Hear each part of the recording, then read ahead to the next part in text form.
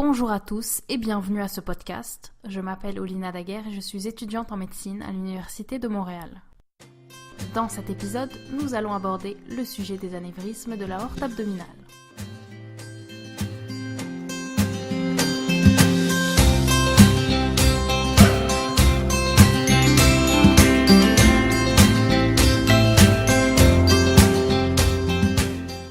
Alors, si je vous dis AAA ou encore triple A, vous allez probablement faire un lien avec une taille de batterie. Mais dans le contexte médical, c'est l'acronyme pour l'anévrisme de l'aorte abdominale. Dans ce podcast, nous allons couvrir la définition du triple A, sa pathogénèse, sa présentation clinique, la démarche diagnostique et son traitement. Les anévrismes représentent, avec les dissections, les deux principales maladies de l'aorte qu'il est essentiel de connaître en chirurgie vasculaire. L'aorte est la principale artère du corps humain. Elle possède une grande capacité élastique qui lui permet de se distendre en systole et de maintenir une certaine tension artérielle en diastole par recontraction passive. En revanche, de façon pathologique, il arrive que l'aorte présente une dilatation exagérée. Une ectasie artérielle localisée dont le diamètre transversal maximal est de plus de 1,5 fois le diamètre normal du vaisseau prend le nom d'anévrisme. Pour l'aorte abdominale, comme le diamètre normal est d'environ 2 cm, toute dilatation qui est supérieure à 3 cm est considérée comme anévrismale. Dans la majorité des cas, les anévrismes prennent une morphologie fusiforme, mais peuvent aussi prendre une forme saculaire. Ces anévrismes, qu'ils soient fusiformes ou saculaires, sont dits vrais anévrismes et doivent être différenciés des faux anévrismes. Les faux anévrismes apparaissent dans un contexte iatrogène lorsqu'un caillot de sang extravasé donne l'impression d'une dilatation. Le segment abdominal de l'aorte est le plus fréquemment touché par les anévrismes, suivi par l'aorte thoracique descendante, puis par l'aorte ascendante. De plus, un triple A concerne la portion infrarénale à plus de 90% du temps. Cette connaissance de la localisation est très importante, puisque le traitement chirurgical de l'anévrisme impliquant les artères rénales est plus complexe. La prédisposition génétique aux facteurs dégénératifs, comme l'augmentation de l'activité protéolytique des métalloprotéinases ou la formation de plaques athéromateuses, a une implication physiopathologique dans la majorité des cas de triple A. Le tout affaiblit la paroi artérielle et permet à celle-ci de prendre de l'expansion sous la pression du flot sanguin. Les anévrismes peuvent être aussi causés par un processus infectieux. Ils sont parfois désignés comme anévrismes mycotiques. Mais cette expression est trompeuse car ils sont bactériens dans la majorité, voire tous les cas. Staphylococcus aureus, salmonelle et syphilis principalement. Même s'ils comptent pour moins de 3% des anévrismes aortiques dans les pays développés, les anévrismes infectieux progressent plus rapidement et se rupturent plus fréquemment que les anévrismes dégénératifs. Les facteurs de risque pour la formation d'un triple A sont similaires à ceux de la maladie coronarienne. Hypertension artérielle, diabète, dyslipidémie, tabac, tous contribuent à l'athérosclérose. De plus, la consommation de tabac n'augmente pas seulement le risque de développer un anévrisme, mais elle accélère aussi leur croissance. Parmi les facteurs non modifiables, on note l'âge avancé, le sexe masculin, donc les hommes sont 5 fois plus affectés que les femmes. On note aussi l'histoire familiale, la race caucasienne et les maladies génétiques du tissu conjonctif. Les personnes atteintes du syndrome de Marfan ou d'Ehlers-Danlos sont également plus susceptibles de développer des anévrismes sur multiples sites aortiques. Les triple A peuvent se présenter de 3 manières: asymptomatiques et non rupturés, symptomatiques et non rupturés, puis symptomatiques et rupturés. Cette dernière situation, donc en cas de rupture, explique pourquoi les triple A sont des préoccupations majeures. En effet, seulement 50% des patients avec un triple A rupturé réussissent à se rendre à l'hôpital vivant, et 50% d'entre eux ne survivent pas après l'opération. Ils sont aussi responsables d'environ 4 à 5% de tous les cas de mort subite. Le taux de mortalité global suite à une rupture de triple A est estimé à 90%, ce qui en fait une des urgences chirurgicales les plus fatales. Une rupture de triple A est nécessairement symptomatique. La triade classique est l'hypotension, avec ou sans syncope, une douleur abdominale ou dorsale, et une masse abdominale pulsatile à la palpation. Toutefois, il faut être prudent car les symptômes sont variables et non spécifiques, surtout chez les patients plus âgés. En réalité, une hypotension absolue est retrouvée dans seulement 20% des cas. 65% des patients vont se plaindre d'une douleur abdominale et 85% auront une masse pulsatile à l'abdomen. Et comme si les choses n'étaient pas déjà assez complexes, un triple A rupturé peut se présenter comme une colique néphrétique avec des douleurs violentes irradiant vers la fosse iliaque et les organes génitaux externes.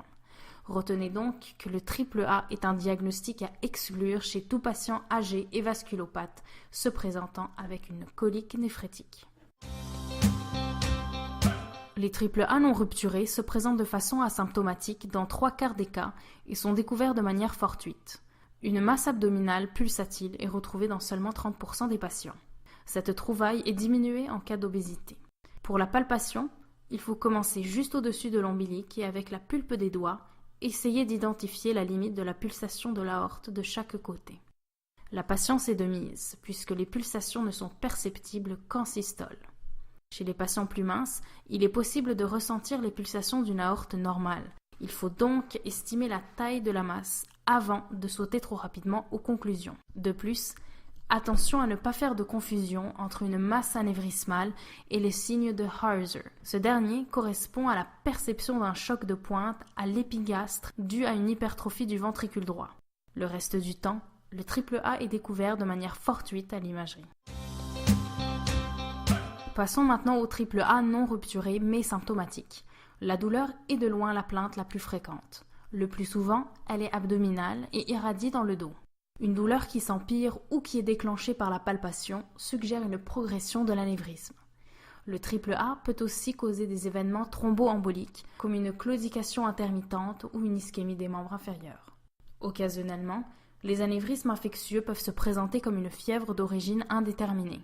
Finalement, les anévrismes inflammatoires sont associés à la triade de perte de poids involontaire, douleur abdominale et hausse des marqueurs inflammatoires, soit CRP et vitesse de sédimentation. Concernant les méthodes d'imagerie, l'échographie abdominale est la plus utile, de par son accessibilité et sa rapidité d'exécution. Elle est d'ailleurs utilisée pour le dépistage des triple A. Un CT scan abdominal permet d'obtenir une image détaillée de la taille de l'anévrisme, sa localisation et les structures voisines, mais ces informations ne sont pas nécessaires pour en faire le dépistage ou le diagnostic. En général, l'utilisation du CT scan est plus appropriée pour exclure un diagnostic différentiel, comme la colique néphrétique, ou en vue d'une chirurgie. De plus, il détecte une extravasation active en cas de rupture et en révèle la progression systémique, mais il est significativement plus long à effectuer qu'une simple échographie. Un triple A peut apparaître sur une plaque simple abdominale comme une ombre aortique calcifiée, mais le rayon X ne peut en aucun cas exclure ce diagnostic.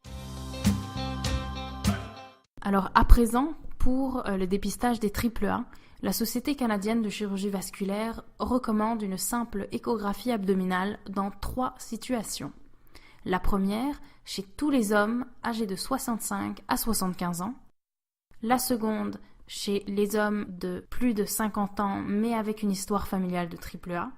Et dans la troisième situation, chez les femmes de plus de 65 ans à risque élevé d'un triple A, donc soit en raison d'antécédents de tabagisme, de maladies cérébrovasculaires ou alors d'une histoire familiale.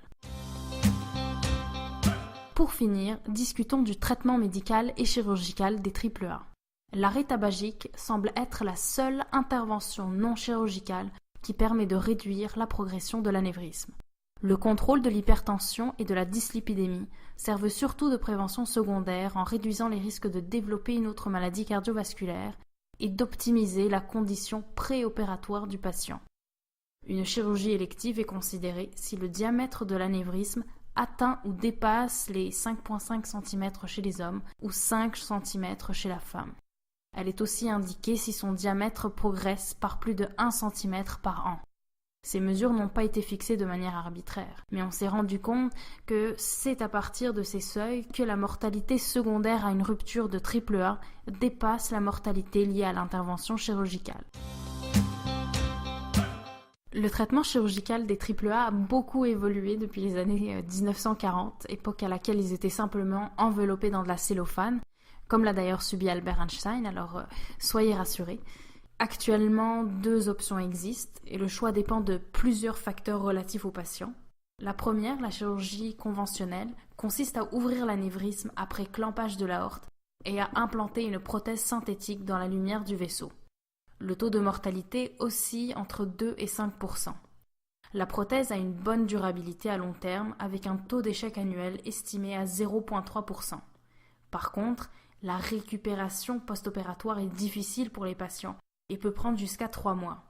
C'est pourquoi un traitement endovasculaire moins invasif est une alternative. Il est communément connu sous l'acronyme anglais de EVAR, E-V-A-R. Il consiste à introduire, par voie fémorale, une endoprothèse à l'extrémité d'un cathéter. Elle est ensuite libérée au site de l'anévrisme et se déploie contre la paroi de l'aorte, repoussant l'anévrisme de la lumière. Avec seulement 2 incisions inguinales et un séjour de 2 ou 3 jours à l'hôpital, c'est une option de choix pour les patients à haut risque opératoire qui remplissent les critères anatomiques favorables.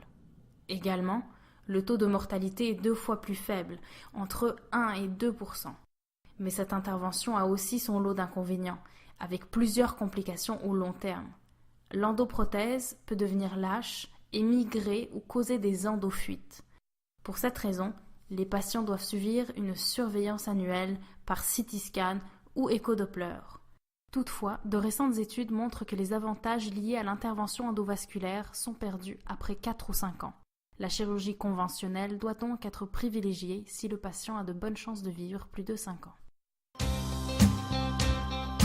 Alors c'est déjà tout pour ce podcast. On a couvert les éléments essentiels à savoir au sujet des anévrismes de l'aorte abdominale. Merci beaucoup pour votre écoute et restez à l'affût pour de prochains podcasts.